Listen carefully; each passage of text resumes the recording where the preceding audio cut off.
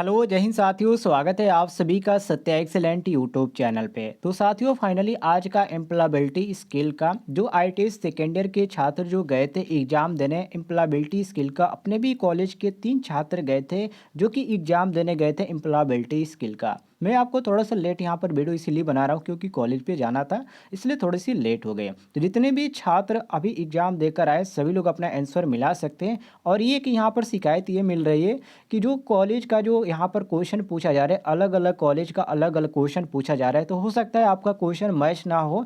फिर भी जो छात्र एग्जाम देने गए थे वो लोग यहाँ पर देख सकते हैं, यदि वो क्वेश्चन यदि पूछा गया हो तो मिला सकते हैं। और जिन छात्रों का अभी तक एग्जाम नहीं हुआ है वो क्वेश्चन देखकर अनुमान लगा सकते हैं कि किस तरह के क्वेश्चन एग्जाम में पूछे जा रहे हैं। तो चलिए आज का क्वेश्चन शुरू करते हैं क्वेश्चन नंबर 1 से, जिसमें साथियों पहला क्वेश्चन पूछा गया था रोल मॉडल की विशेषताओं में शामिल है। ए ऑप्शन ईमानदारी व विशिष्टता, बी ऑप्शन दिया गया था समय का पाबंद और सीधा स्वभाव, सी ऑप्शन दिया गया था दयालुता और दूसरे की सहायता करने वाला, और डी ऑप्शन दिया गया था उपयुक्त सभी। तो साथियों यहाँ पर सही हो जाता है आपका ऑप्शन नंबर डी, जिसको यहाँ पर बोलेंगे उपयुक्त सभी, क्योंकि रोल मॉडल की जो विशेषता होती है सबसे पहले ईमानदारी होगी, उसके बाद समय का पाबंद, सीधा स्वभाव, और यहाँ पर तीसरा जो दिया गया है दयालुता और दूसरे का सहायता करने वाला, ये रोल मॉडल के अंतर्गत आता है। तो ऑप्शन नंबर डी हमारा सही हो जाता है, क्वेश्चन के अनुसार मिला लीजिएगा।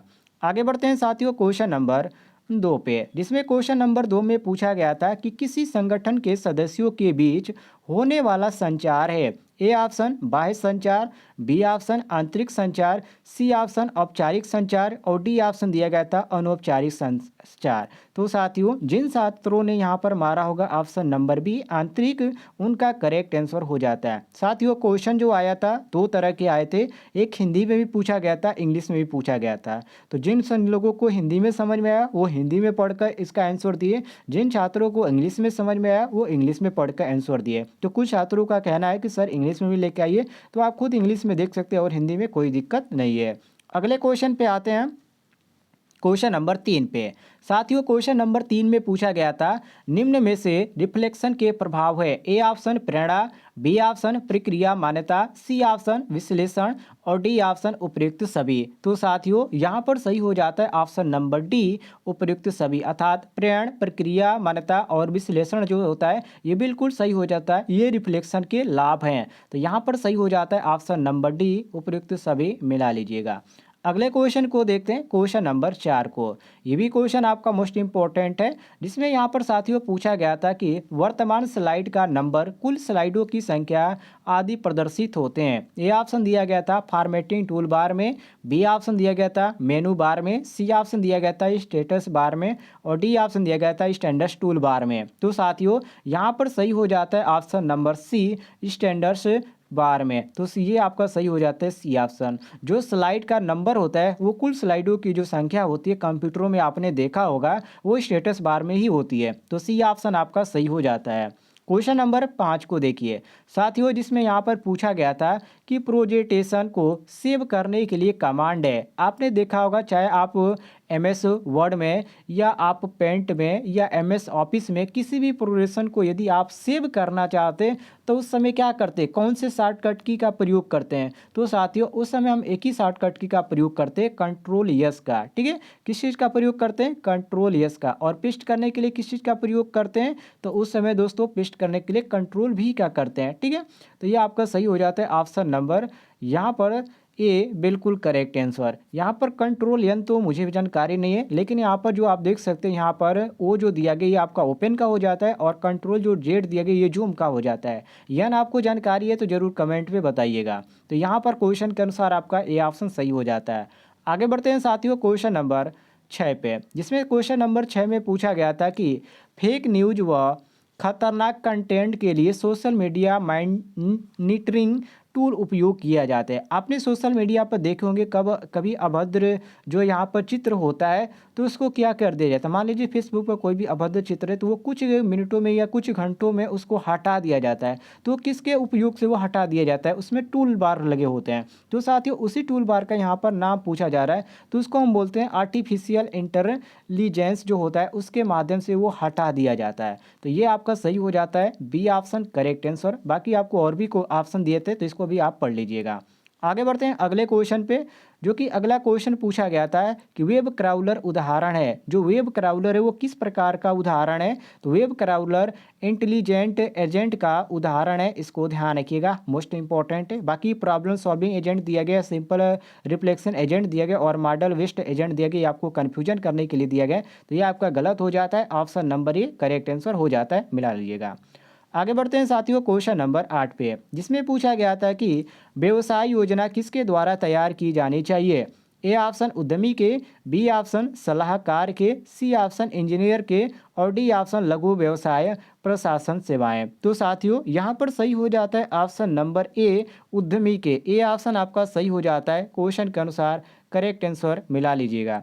आगे बढ़ते हैं क्वेश्चन नंबर 9 पे, इसमें यहाँ पर पूछा जा रहा है कि नेतृत्व के प्रमुख सिद्धांत है। ए ऑप्शन महान व्यक्ति का सिद्धांत, बी ऑप्शन व्यवहार का सिद्धांत, सी ऑप्शन प्रबंध सिद्धांत और डी ऑप्शन उपयुक्त सभी। तो साथियों यहाँ पर सही हो जाता है ऑप्शन नंबर डी, बिल्कुल करेक्ट आंसर उपयुक्त सभी। डी ऑप्शन सही हो जाता है, क्वेश्चन के अनुसार करेक्ट आंसर मिला लीजिएगा। आगे बढ़ते हैं क्वेश्चन नंबर 10 पे, जिसमें साथियों क्वेश्चन नंबर 10 में पूछा जा रहा है कि निम्न में से कौन सा गैर मौखिक प्रशिक्षण नहीं है? A option memory, B option दिया गया था अरेखीय तर्क, सी ऑप्शन दिया गया था आगात्मक तर्क और डी ऑप्शन दिया गया था उपयुक्त सभी।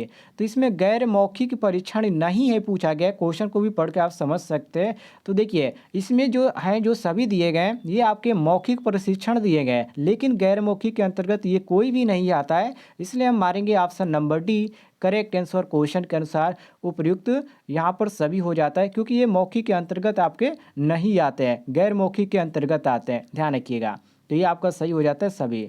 आगे बढ़ते हैं क्वेश्चन नंबर 11 पे। साथियों क्वेश्चन नंबर 11 में पूछा गया था यहाँ पर रिज्यूम में शामिल नहीं होना चाहिए, नाम शामिल नहीं होना चाहिए या पता शामिल नहीं होना चाहिए या उपयुक्त संगठन शामिल नहीं होता। देखिए आप कोई भी मान लीजिए, आप कोई भी मान लीजिए आपके कॉलेज पे कोई भी आई है, कंपनी आई है, तो एक रिज्यूम लगता है, तो रिज्यूम में आप क्या दर्ज नहीं करेंगे?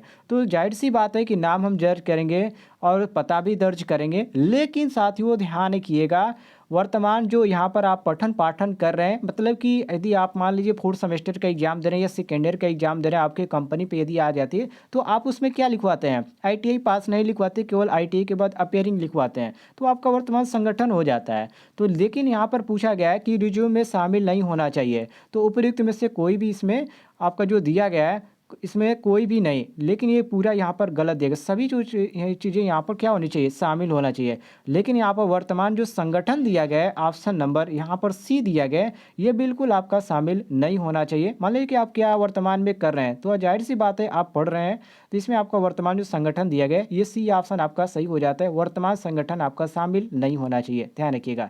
सी ऑप्शन आपका सही हो जाता है क्वेश्चन के अनुसार। अगले क्वेश्चन में आते हैं क्वेश्चन नंबर 12 पे। साथियों क्वेश्चन नंबर 12 में पूछा गया है कि कम्युनिकेशन एक माध्यम है, मैंने कम्युनिकेशन आप किस तरह का माध्यम है? कहने सुनने का या विचारों का या संदेशों के आदान प्रदान का या उपयुक्त सभी। आपने देखा होगा साथियों, या आप चट्टी चौराहे पे कम्युनिकेशन करते हैं जहाँ पर ऑनलाइन किया जाता है, वहाँ पर लिखा हो जाता है जिस भी नाम से कम्युनिकेशन चलाया जाता है उसके नाम से लिखा जाता है। तो कम्युनिकेशन का मतलब क्या होता है? वहाँ पर आपकी जो भी सेवाएं हैं, जैसे कि ऑनलाइन की सेवाएं वहाँ पर उपयोग है, जैसे कि कहने सुनने की, विचारों का और संदेशों का आदान प्रदान वहाँ से किया जा सकता है। तो ये आपका सही हो जाता है ऑप्शन नंबर डी, बिल्कुल करेक्ट आंसर मिला लीजिएगा जितने भी छात्र गए थे आज की डेट में एग्जाम देने। क्वेश्चन नंबर 13 को देखिए, जिसमें क्वेश्चन नंबर 13 में पूछा गया था संचार का वर्गीकरण होता है। ए ऑप्शन दिशा के आधार पर, बी ऑप्शन माध्यम के आधार पर, सी ऑप्शन संगठन व संरचना के आधार पर और डी ऑप्शन उपयुक्त सभी के आधार पर। तो साथियों यहाँ पर सही हो जाता है डी ऑप्शन उपयुक्त सभी के आधार पर। डी ऑप्शन हम मारेंगे क्वेश्चन के अनुसार करेक्ट आंसर। अगले क्वेश्चन पे आते हैं क्वेश्चन नंबर 14 पे, जिसमें पूछा गया था कि निम्न में से संचार के अवरोधक कौन से हैं? ए ऑप्शन कमजोर संप्रेषण कौशल, बी ऑप्शन भाषा एवं प्रयुक्त शब्द और डी ऑप्शन दिया गया था विविध भाषिक संकेत और डी ऑप्शन उपयुक्त सभी। तो साथियों यहाँ पर सही हो जाता है ऑप्शन नंबर डी, ये जो है ये सभी इसके अंतर्गत आते हैं, ध्यान रखिएगा। अगले क्वेश्चन पे आते हैं क्वेश्चन नंबर 15 पे, जिसमें पूछा गया था कि निम्न में से संचार के अवरोधक कौन से हैं? ये क्वेश्चन मुझे लगता है कि 2 बार हो चुका है। निम्न में से संचार के अवरोधक में से है, और ये आपका कौन है यहाँ पर पूछा गया, ठीक है। ये आपका दोनों एक ही यहाँ पर लग रहा है, लेकिन एक ही क्वेश्चन नहीं है, इसको ध्यान से देखेंगे तो यहाँ पर सही हो जाता है क्वेश्चन नंबर 15 में डी ऑप्शन। ये जो आपके आते हैं सभी इसके अंतर्गत आते हैं, जैसे कि सूचना का अतिवार या संप्रेषण का विश्वास या संवेदनात्मक स्थिति। तो ये आपका डी ऑप्शन सही हो जाएगा, उपयुक्त सभी मिला लीजिएगा।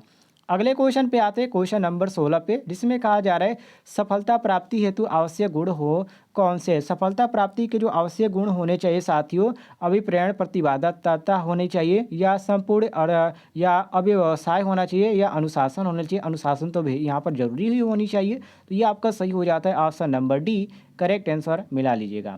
अगले क्वेश्चन पे आते हैं, क्वेश्चन नंबर 17 पे, जिसमें कहा जा रहा है कि मौखिक संचार का माध्यम है। मौखिक संचार का मतलब ये होता है साथियों सामाजिक से होता है। अब यहाँ पर सामाजिक में जो दिया गया ऑप्शन नंबर डी हमारा दिया गया, बिल्कुल करेक्ट आंसर मिला लीजिएगा। अगले क्वेश्चन पे आते हैं, क्वेश्चन नंबर 18 पे, जिसमें पूछा गया था निम्नलिखित में से संचार के अवरोध कौन से हैं। ए ऑप्शन सूचना का अतिभार, बी ऑप्शन संवेगात्मक स्थिति, सी ऑप्शन भौतिक आवरण, और डी ऑप्शन उपयुक्त सभी। तो साथियों यहाँ पर सही हो जाता है डी ऑप्शन उपयुक्त सभी, जो आते हैं इसके अंतर्गत आते हैं, ध्यान रखिएगा। क्वेश्चन नंबर 19 को देखते हैं, जिसमें पूछा गया है कि प्रमुख प्रकार के लेखांकन सॉफ्टवेयर कौन से हैं। टैली एक्सेस या वर्ड एक्सेस या एडोब एलिस्टेट या कोरल। तो साथियों देखिए, इसमें जो लेखांकन सॉफ्टवेयर मतलब कि जहां पर आप लिख सकते हैं, ये आपके कोरल है। इसमें ज़्यादातर यहाँ इसमें लिख में की होती है। तो डी ऑप्शन आपका सही हो जाता है, ध्यान रखिएगा। अगले क्वेश्चन पे आते हैं, क्वेश्चन नंबर 20 पे, जिसमें कहा जा रहा है कि सामान्य बीमा की विभिन्न फार्म है। तो इसमें जो आपका दिया गया है, ये आपका अग्नि माइरन या मोटर दुर्घटना, अन्य जीवन बीमा सहित बीमा, ये जो आती बीमा के अंतर्गत आता है। तो डी ऑप्शन क्वेश्चन के अनुसार करेक्ट आंसर। उम्मीद है आपको जानकारी पसंद आई होगी। पसंद आई तो वीडियो पर लाइक कीजिएगा, चैनल पर नए होंगे तो चैनल को भी सब्सक्राइब कर लीजिएगा।